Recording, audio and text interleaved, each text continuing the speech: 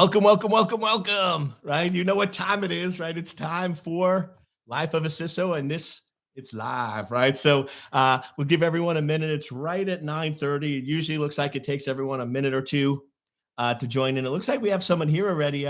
Ibrahim, welcome, welcome, welcome. Hi, Eric. I'm a security expert, technical. Awesome. Planning my move to CISO position. I just got an ISO and security manager certification.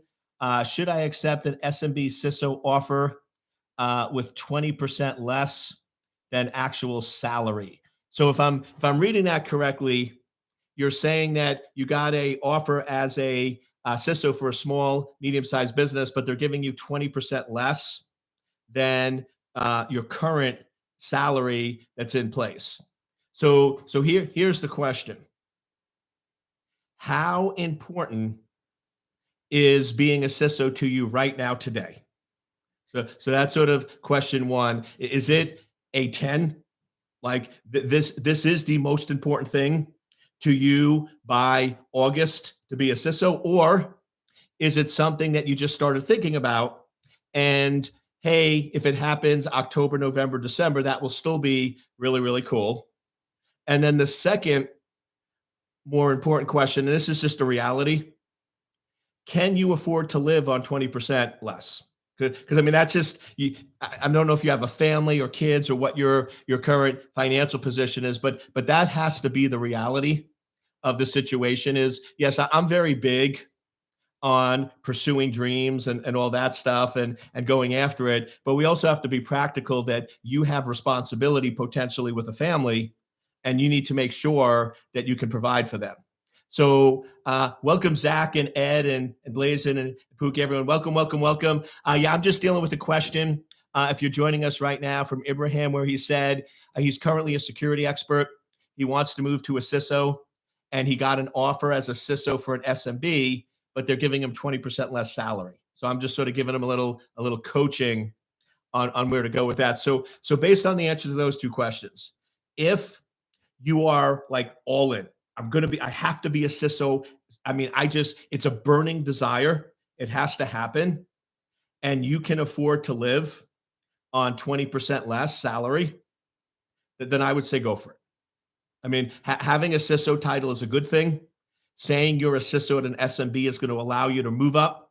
Now, you're probably going to be there for at least 6-12 months because you want to get experience in place. So you want to think of that longer term. So that would be recommendation one. On the other hand, if you just started looking and you're like, hey, Eric, if I'm a CISO by November, December, then I'm good. And I mean, I'm okay, but things are a little tight monetarily, and I really don't want to take a haircut on the salary. Honestly, I would say wait. I would say wait on that front. So those are the two.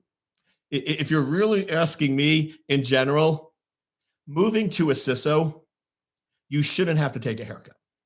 You shouldn't have to take a 20% cut. And if it's that small a business, then are you really going to be a CISO? Because here's my concern, and I've seen this happen. If it's a smaller business, they're dangling the CISO title in front of you, saying we're going to give you less salary. But if it's really a small business and you're coming in and you're a team of one, they're really hiring you for your security expertise. And now they basically got a world-class security engineer, you, for 20% less salary.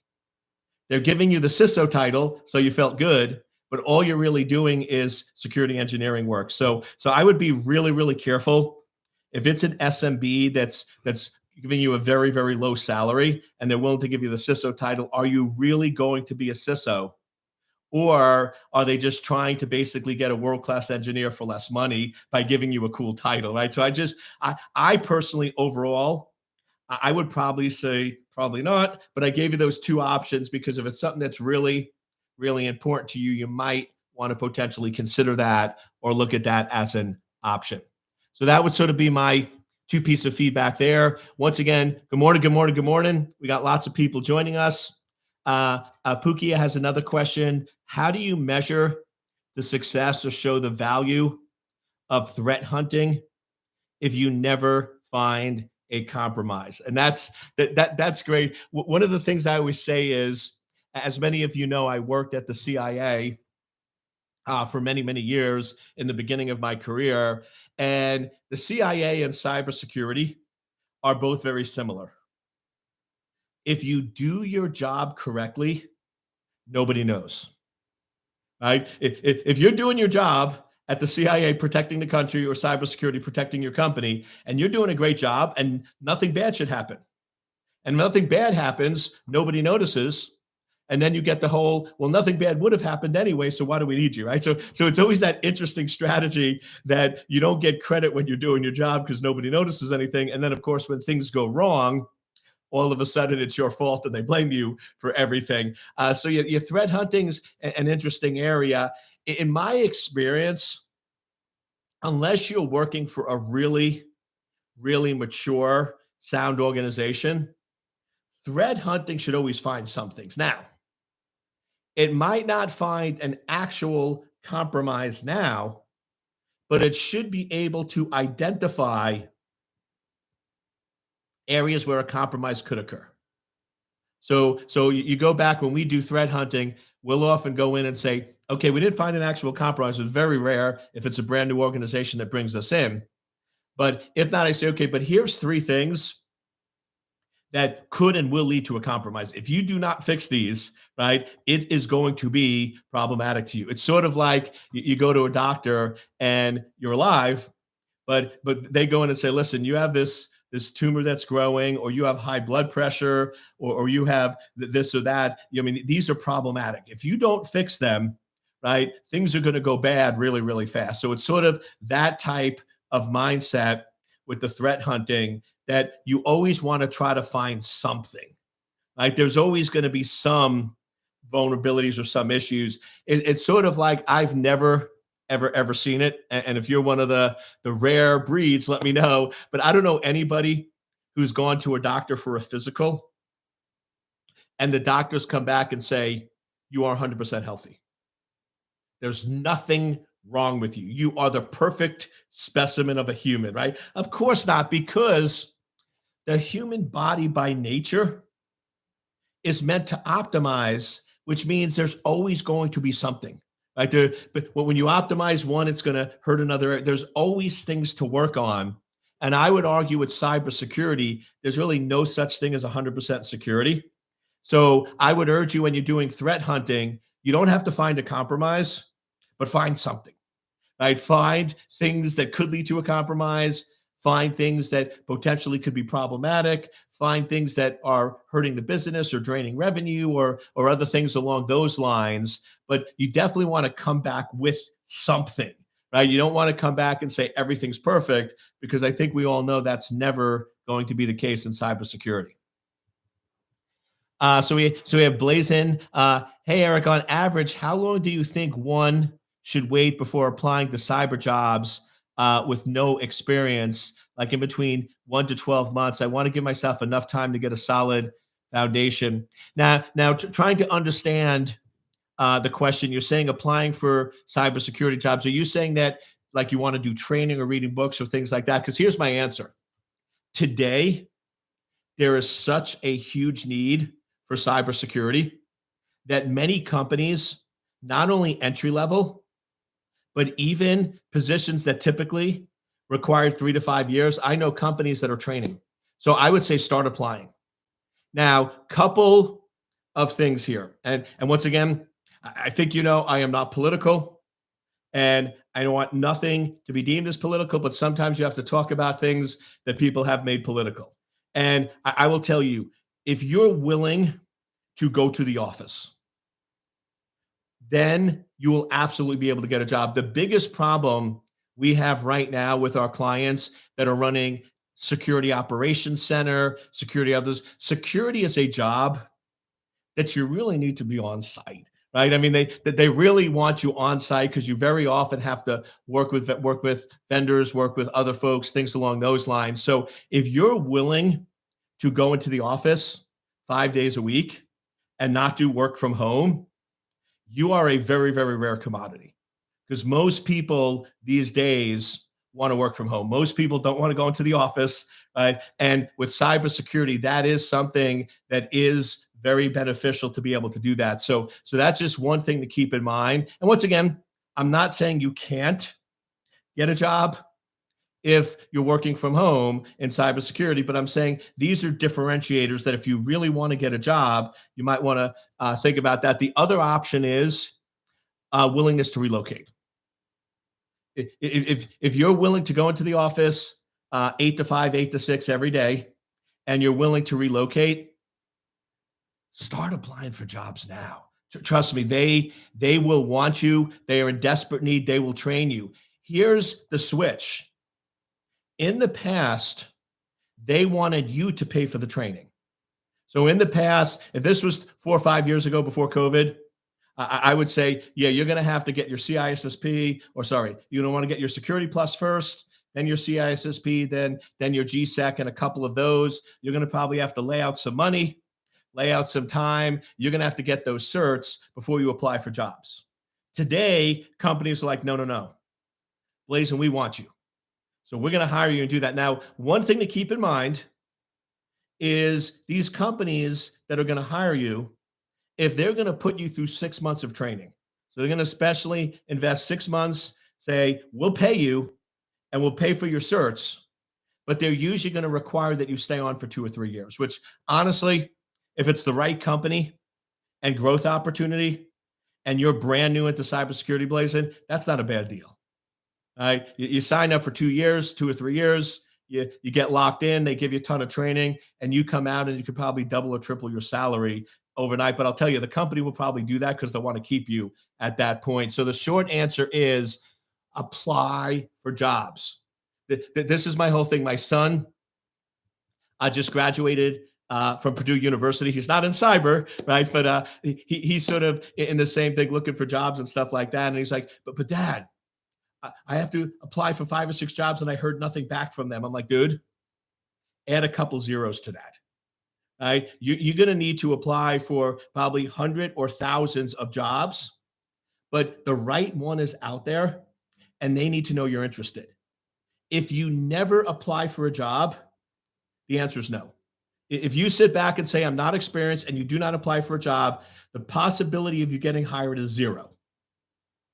Now, if you apply for the job, right, they could still say no, but at least now you have an opportunity. So, Blazin, I would say spend a few hours a day where you're just applying for those jobs, just putting it out there, hundreds of jobs a week, because you'll find the right one out there.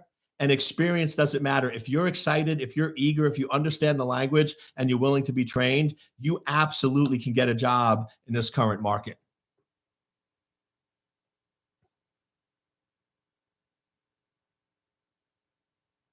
Sorry, just seeing where we are with the questions.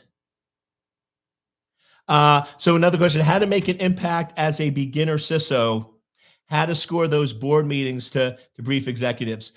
Big thing is listen, listen, listen. I know this sounds totally bizarre because it's counterintuitive to how we're raised.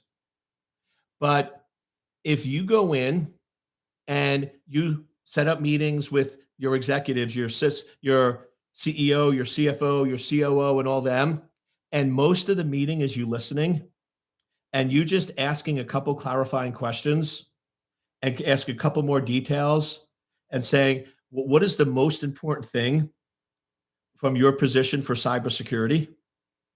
I know in our minds, you leave the meeting, go, I asked 3 questions and talked for 5% of the meeting.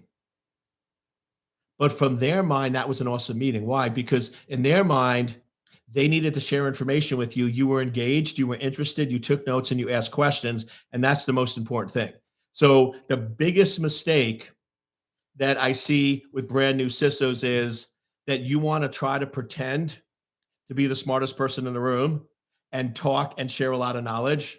And the unfortunate reality is you're not the smartest person in the room when it comes to business, when you're a new CISO. And your job is to listen, absorb, and ask questions and not talk as possible.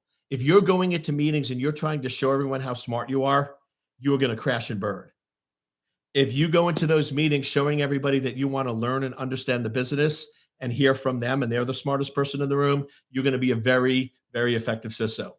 When I go in and I sometimes, depending on the coaching agreements I have with CISOs, sometimes they'll come along with me when I go in and I brief boards, and sometimes they're shocked because it could be a 2 or 3 hour board meeting. I might ask 3 questions and talk for 5 minutes. And they come out of the meeting and they're like, Eric, you hardly said anything. And then I said, okay, come over here. And I called the CEO over and I say, listen, I'm training up this new CISO. How did you think the meeting went? And how well did you do? They go, Eric, you were amazing. You were amazing. You listened, you understood, you injected periodically. And when you talked, it mattered. And that's a new concept for most of us that are world-class security engineers, because world-class security engineers, we're weighed on how much we talk, how much we share, and we often are the smartest person in the room. CISO, completely opposite. So really focus in on listening, understanding the business, asking questions, and making sure that when you speak, it's direct, it's impactful, and it's relevant. But less is more when it comes to being an effective CISO. I currently work, we have Ed in the house. Ed, welcome, welcome, welcome. I currently work for an MSP. You have mentioned numerous times that we should practice talking with business leaders and presenting to them. How would I realistically do that with an MSP? Offer to give security presentations to your clients. Right? Well, one thing that I've seen MSPs do, and I'm not an MSP, but I'll give you a little advantage, is go in and offer to give 10 or 15-minute presentations to the executive team, or 15, 20 minutes to the managers or others. Could come up with a cool, I'm not a marketing person, so ask your marketing people for a cool title, but come up with something is 3 questions that every executive must know about cybersecurity, or cybersecurity at an executive level, or why cybersecurity is a business problem and not a technical problem. And just start reaching out to all of your clients, offering to give that presentation for free. You'll get callbacks, you'll get interaction, you'll do that. Even if it's virtual, it doesn't have to be in person. It can be via Zoom, that's fine. But just start doing that. Then, and once again, I don't know where you are in the MSSP and how much time, but another option is use it as a marketing tool. Start either I don't know how big you are, but you or your marketing team start pushing out on all social media platforms that we're going to have security expert Ed Mullins talk about why cybersecurity is a business problem and not a technical problem. Or what are questions that every executive must be able to answer when it comes to cybersecurity, and use that also as a marketing tool. That's going to start going in and getting you in contact with those business folks. They're going to start inviting you to meetings. They're going to start asking if they can have 5-minute phone calls with you. And then you're going to start getting exposure to that world and start switching from associating solely with technical people to associating more with business leaders and business folks. We have another question. Hello, good morning. Do you have a strategic playbook after you learn as a breach as a CISO at a company? Yes, you should. I mean, I think that's what you're asking. Should a company have that? Yes, you should have that. If you detect a breach, you should determine the severity of it, and then you should have an action plan, normally called incident response plan, on how you deal with the incident, who's responsible, who's in charge, and what are the steps that you need to take. So yeah, that's something absolutely you should have in place. And it is a common problem. Let's just be honest with you, if you don't, is most IT departments, because they've been around a lot longer, tend to be really good on documentation. And most cybersecurity departments, because they're newer relative to IT, and they're usually so busy, they usually don't do near as well on the documentation side. When I do assessments for companies, or I work with executive teams, and they go in and say, hey, on cybersecurity, are there any new hires, or would you reorg the organization? And it usually frustrates some of the technical people, because I very rarely say you need more technical people. What I usually say is you need a program manager, or you need a technical writer, or you need somebody to document what's being done.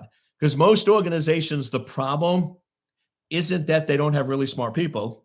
The problem is that nothing's documented, everything is ad hoc, everything is repeated and not always done most efficiently.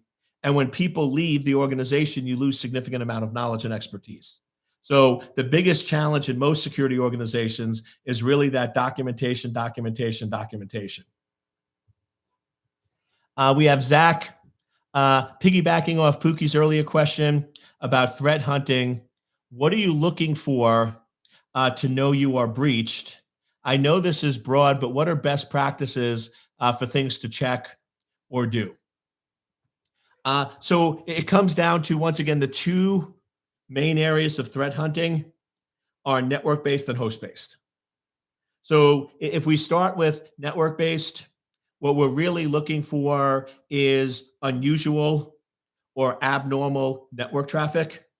And the two big areas you want to focus on is outbound. Because think about it. When is most of the damage caused to an organization?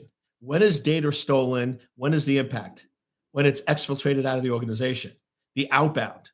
The funny thing is, most organizations, in my opinion, spend way too much time looking at inbound traffic. Inbound traffic is noisy, right? It's really hard to see what's good, bad, or what's going to be impactful with the inbound. The outbound is much easier and cleaner.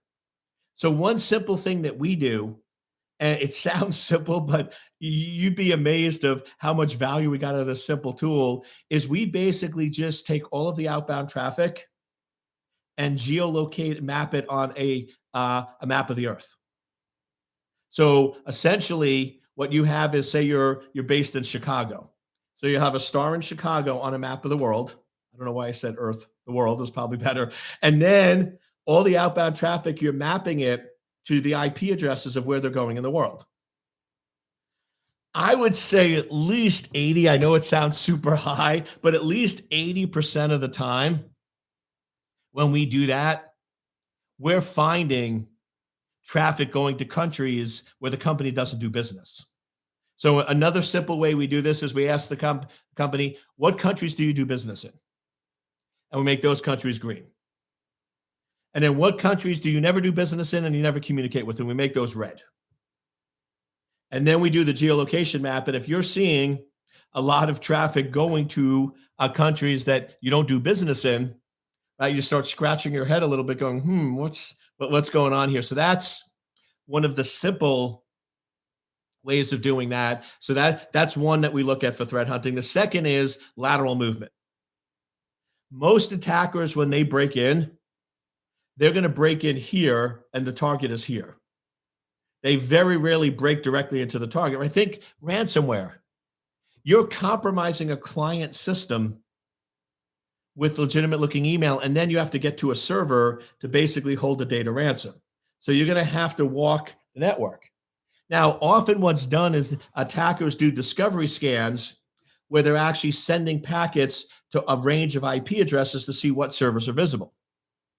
Well, there's normal patterns, right? There's some servers that only talk to other servers, and there's some servers that, so if you go in and understand what the normal traffic flows are of which systems should be communicating with which systems, and then you look at the actual traffic, when there's lateral movement, you're going to see abnormalities. You're going to see things going outside that norm. So the hard part with all of this is, I always go in and say, you want to know what normal traffic is, but here's the hard part. Normal assumes you have a clean network. So if I go into a company today and I monitor their environment and I deem this to be normal, say currently today, as of August 11, 2022, this is normal. What's the problem? What if they're already compromised? Right? What if there's already lateral movement? Right? I've learned that as normal. So that's a problematic. But if you do this year over year over year, okay, the baseline on August 11th, maybe there is some compromise, maybe there's not. But if that is my baseline of normal, then at least I'll catch any new attacks.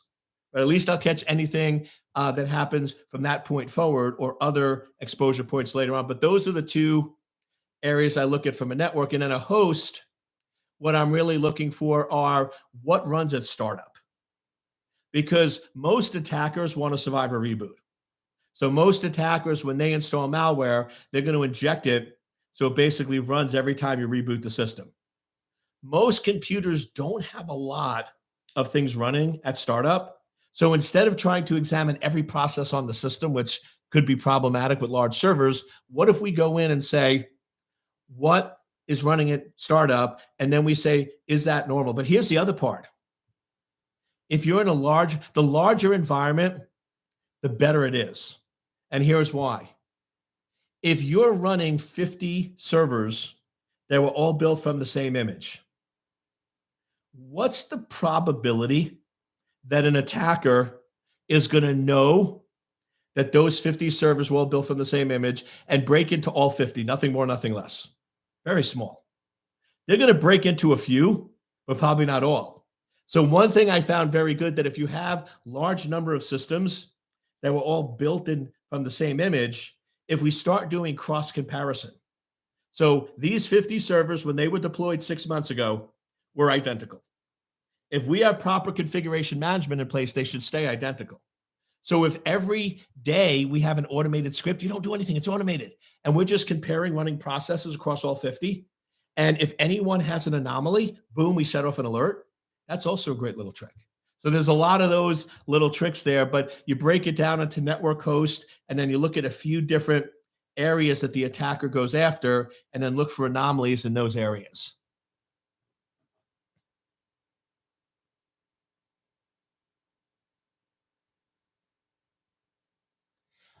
Okay, then I saw Blazing with a few follow-ups. Gotcha. Yeah, he's saying, I thought I was going to wait a year. Start applying today. Now, this isn't going to happen, but worst case scenario, you start applying today and you still learn. So you're learning and applying.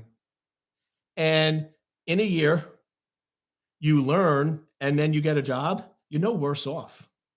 Now, you're no worse off than you were spending a few hours a day. But if you go in and you spend a few hours a day, you'll probably, and you will get a job a lot quicker and a lot sooner than you think. It comes down to simple, how important is this to you?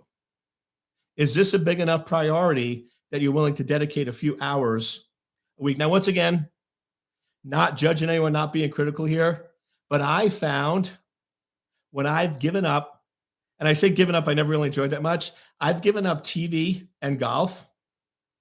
I have so much time. I used to spend 5 hours a weekend on golf, which I wasn't very good at and I did enjoy. So now I have 5 hours a weekend to work on me. And I used to watch TV for 2 or 3 hours a night. And now I spend it on me. So that's another 14. So I've gained back 20 hours just by those two things. Now, if you enjoy that, go for it. But I'm saying, if you really, really want something, if you really, really want a job, what if for 6 months you give up those two things? And then all of a sudden, that could be the difference that makes the difference. Okay. Hey, Eric, can you succeed as a CISO without having technical skills?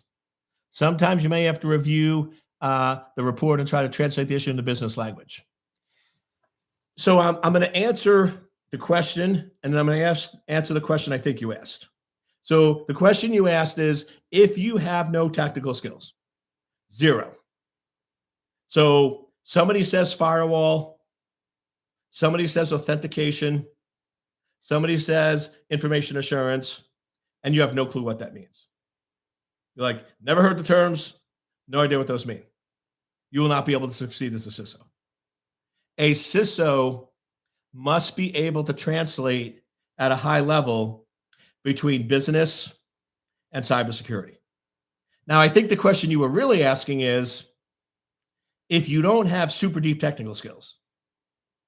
And in that case, if you're telling me you know what a firewall is, but you can't configure one, and you know information assurance, you know confidentiality, you know integrity, you know availability, you know about ports and services, and that works, but you can't go into a Windows or Linux box and reconfigure it, that's okay. Right? So you need to understand the cybersecurity language to be able to translate to your security team and work with your security team, but you don't have to have hands-on technical skills. You need to understand business language.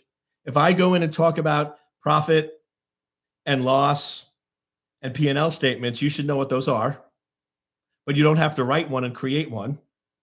And if we talk about firewalls, threats, vulnerabilities, and risk, you should know what they are and be able to talk about it, but you don't have to configure a firewall. So hopefully that sort of answers your question, but you do have to be able to do that translation. Remember, when you're in the boardroom, you are the senior most expert on cybersecurity. So you need to be able to answer, address questions on cyber. And when it comes to cyber, just so we're clear, when you're in the boardroom, when it comes to cybersecurity, you should be the smartest person in the room. Now, when it comes to business, you're not. And that's what I meant earlier when I said you're not the smartest person in the room when it comes to business. But when it comes to cyber, you absolutely should be, because that's the main reason why you're there. Your main reason there is to translate cybersecurity to allow it to be a business enabler. So then it says, what is your advice for someone who wants to be a CISO and did not have those technical skills? Learn them. What is one of the best ways to learn technical skills? To spend time with an expert. What is one of the best ways to spend time with an expert? I'll pause there and I'll give a little hint. Last night, I spent 3 hours with Richard Branson. I spent 3 hours getting mentored and learning and understanding how to build multiple billion-dollar businesses from Richard Branson. I was reading his book. Books are spending time with experts. Right? I read Richard Branson's book last night. I spent 3 hours with him. Right? You're learning from experts by reading books. Everybody has access to books. Worst case scenario, I think it's like $3 or $4 a month. I mean, it's cheap. Kindle Unlimited, right? And just start reading. There's lots of cybersecurity books out there. So read, and you're going to get up to speed really, really quick. Now, you do want to have a little bit of hands-on knowledge, right? So you do want to work with technical folks, ask questions, things like that. Same thing. Most folks don't have experience with business. So just listen. If you listen to all my podcasts or training, I focus on most people that are here and that come to me for help are world-class security engineers that want to switch to a CISO. So I am honest with you. I spend a lot more time on teaching you how to get business skills. But if you're the opposite, where you're a business leader and you want to be a CISO, but you need the cybersecurity, just flip it. So I tell world-class security engineers, read business books, go to business seminars, go to business events, and on the weekend, hang out with business people. Now, if you're a business person and you need to learn cybersecurity skills, flip it. Read security books. Go to security events. It's too late now. Black Hat is going on this week in Vegas. So catch the next one, right? Go to security events. Hang out with technical people on the weekend. So the advice I give for world-class security engineers is the same advice I give to world-class business folks. Now, if you have neither, do both, right? But go in, read, go to events, get around those folks, and you'll be able to pick up those skills. Everyone thinks the only way to get experience is to do a job for 2 or 3 years. That's one way. But you can accelerate that with reading events, training, and other factors to get those skills a lot faster, a lot quicker. Okay. Do you plan to do any live meetups as you travel around the world? Yes, that is something that as my travel schedule starts opening up again, that I do plan on doing that. We're just, I'll sometimes, like if I'm in Arizona a lot, I'll just put out on social, hey, I'm in Arizona in the evening. If anyone wants to meet up at whatever restaurant, we can definitely do that. So yeah, that is definitely something I plan on starting up again. So be on the lookout for that. Also, I can't promise, but one thing I will tell you is a lot of times folks will just send me an unsolicited email saying, "Hey, Eric, I'm based out of Phoenix, Arizona. If you're ever in the area and you'd like to meet up or grab a drink, or you have 20 minutes and you want to grab coffee, I just want to put that on your radar." Uh, like I said, can't promise, but a lot of times I travel a lot. And there's sometimes where I get done with meetings early, and I have a list of people that have reached out to me, and I'll reach out to them and say, "Hey, you want to meet up?" So that's another option too. Is if you're in a certain area and you'd be interested, just shoot me an email. Otherwise, we are going to start that up. So just be on the lookout on social. Hey, Eric, I currently work for a global bank and conduct compliance reviews. All of my reviews are IT and cybersecurity. I have no experience in tech. How would I pivot into IT? So sorry, I'm struggling because you said all of your reviews are IT and cybersecurity, and then you're saying you don't have experience in tech, but that sounds like you do have experience in tech. And then you said, how would I pivot into IT? But it sounds like you're in IT. So I guess Alpha Sigma, if you can give a little more uh, detail on what you're looking for in the question, because I guess where I'm confused is you're saying all your reviews are in information technology and cybersecurity, which tells me that that's your area of expertise. But then you're saying you don't have experience or expertise in that area. So maybe I'm just misreading it, but I'm not understanding the question. So if you could do a clarification on it, that would be great. Is it necessary to have technical certifications under the belt to apply for a CISO position? Considering the fact you have good understanding of security domain with 10 plus years of experience. No, no, no, no, no, no, no. Absolutely not required. And here's the funny thing with my paid coaching clients, one of the things I do for them is I review their resume or CV. I review their CV to see if it's CISO ready.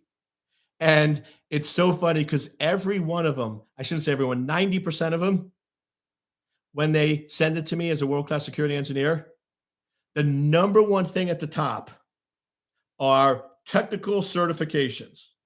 And it's alphabet soup, alphabet soup, alphabet soup, alphabet soup. And ask any of them, the number one thing I always say is delete it. And it's as if I insulted their mom. I mean, they get so upset with me. They're like, "No, Eric, delete it."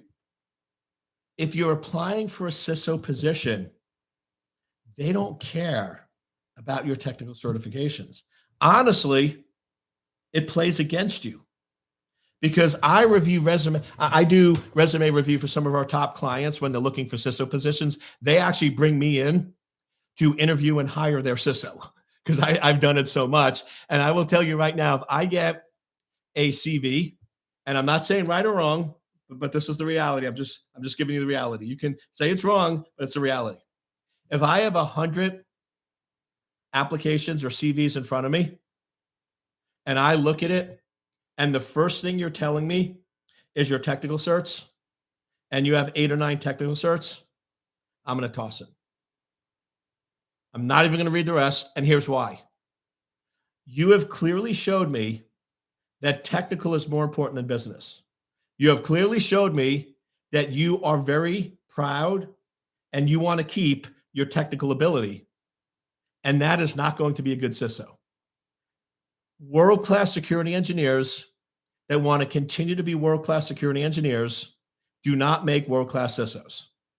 So if you're demonstrating to me that you love your tech and you love your certs and you're not willing to give them up, you're not going to be a good candidate. So I actually tell people, get them off there. So that's one where, to your question, no, it will not hurt you and it will actually help you, right? That you don't have technical certifications. Experience is going to be the thing that's most important there. Good morning, Dr. Cole. I'm a U.S. veteran. First, Joseph, thank you for your service. I do appreciate it. We need a lot more great Americans like you. So appreciate you for serving our country. I'm a U.S. veteran, a world-class engineer, and a PhD. Dude, you're impressive, man. I love it. I love it. I have zero business experiences. I'm looking to become a CISO. Where do I start? So first and foremost, immersion. Read, business books every night. And if you're new, you know my favorites. So my favorites: Blue Ocean Strategy, Play Bigger, Principles by Ray Dalio, Zero and One. Read business books. If you can, go back to the Giving Up TV, be willing to invest in yourself. I would try to read for an hour or two a night. My minimum right now, even when I'm super busy, last week, I was prepping and in trial. I do expert witness work. For those of you that don't know, as a side business, and they were running me hot. We were going at 6 in the morning and sometimes till midnight. Now, I'm a big fan of sleep. I am a big fan of sleep. I preferably like to get 7 to 8 hours sleep. I don't wake up with an alarm unless I have to. This week was an exception, right? But normally when I'm traveling, doing my own, I let my body get the rest it needs. So I am a big fan of sleep, but I'm a bigger fan of Eric. My non-negotiables, my morning routine and my evening routine, non-negotiable. So even though it was midnight, I still read for 30 minutes before I went to sleep. Even though they want to get up at 6, they want to start at 6, I got up at 4 and I still did my morning routine. I still did my journaling, my meditation, and my workouts. Now, yes, that means I was going on 4 hours instead of 6 hours sleep, right? Because I lost a couple hours there. But those are non-negotiables for me. So you want to have certain non-negotiables. And in your case, Joseph, I would say reading now, if you'd rather read in the morning, that's okay, but read every day. Try to do a challenge for the month. It's halfway through. I would say for the next 6 weeks. So for August, September, read a book a week. Read a book. That's about an hour. Because if you read an hour a day, that's 7 hours. You might even be able to get 2 books. I'll tell you, Principles by Ray Dalio will take you 7 hours. Zeros and Ones will be 3 hours. So you might be able to read 2 books a week, but commit to an hour a day and try to get at least 1 book a week, some weeks lower. But this means by the end of September, in 6 weeks, you will have read 6 books. Now, you want to be blown away? That is more than the average American reads in 10 years. That blew me away. And most Americans read less than 6 books when they're out of school. So you're now in the upper percentile. So do that. Start attending business events. I don't know if you're working for a company or you have any resources, but try to go to some business events. Some of them, like Grant Cardone, full disclosure, good friend of mine. I don't get any kickback if I recommend him, but he's a good friend. He has events like $99 or $100, and you're around really world-class business people. So just start attending 1 or 2 events, start reading, and you'll get that business. You're a smart person. You're going to get that business stuff really, really quick. So I'm getting a little pressure from my team because they like me to keep these to about 45 minutes. So I'm going to take one more question. And then I love this, a long list. And then just join us next week. Join us next week and I'll answer the rest. Remember, the earlier you get here, the more attention you get, right? I don't know if you guys were on here, but right at 9:30, let me try to find their name quick, was Ibrahim. They were the only one there. So I spent 5 minutes with them. Then as we get more and more questions, I tend to go a little quicker, but definitely join us next week. But let's take one more. So what do you think are the biggest security risks when it comes to the cloud, like AWS, Azure? What should cloud service consumers be aware of? Once again, to me, other than insider threats, so other than there's an insider at Amazon that wants to do evil, but really there could be an insider at any company. So if we take that insider threat component and say that's a risk anywhere, really securing a server is securing a server.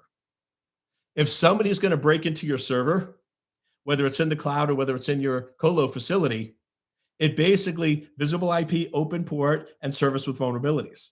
So really it all comes down to with cloud security risks, configuration management and hardening. Whether it's a cloud server or a colo server, attackers are usually breaking in because of missing patches and misconfigured servers. So you really want to go in and focus some energy and effort on those areas. The other thing I want to throw out as we start to wrap up is a lot of you heard about our CISO cert. That's a big ticket item. That's right now where we're running a special. So if you want to go for that, the CISO cert, it's a 6-month program where you get 6 months of group coaching once a month. You get 40 hours of knowledge transfer. Right now, once again, it's always risky doing this depending on when you listen, but right now we have a limited special. It's $10,000. We have $2,000 discount. So right now you can get it for $8K. I think that might end this week or next week. So that's something we did as a summer special, and we're going to end it mid-August. So if that's something that's of interest to you, definitely want to sign up. But we've been asking for folks for a lower end. So next week, we're actually doing, I think it's, don't hold me to it, right? Always dangerous when I do this. I think it's $499, right around $500. I'm running a how to become a CISO. Basically, I'm taking you through my 4-step process of how to get a CISO position, from applying for jobs, for making sure your CV is ready, for doing the interviewing process, and for closing the deal. So I take you through my proven process. This is what I've done with my coaching clients for years. It's never failed. Right? I can't guarantee it because you got to do the work. But if that's something where you're interested in lower ticket, like $499, I believe that's next Tuesday. You definitely want to go in and sign up for that. I'm going to be live. I'm going to do some teaching. We're then going to have an hour of Q&A, and I'm going to take you through my proven process. Essentially, if you take notes and you do what I say, I can't guarantee, but trust me, it has worked for people. I've had folks that were trying to get a job for 9 or 12 months. They went through that mini course, 3 hours, and got a job in a couple of months. Because I'm on both sides. I've gotten jobs that I'm hiring now for companies. I help them out. So I know the process, and I can give you all the tips and tricks that you need to do that. So it should either be dropped in here, the link, if they're not, it doesn't look like my team members here. So if you just send us an email, just ecole@secure-anchor.com, just ECOLE at secure-anchor.com. That's mine, but my EA monitors my email. She'll get it to one of our sales folks and get you the link.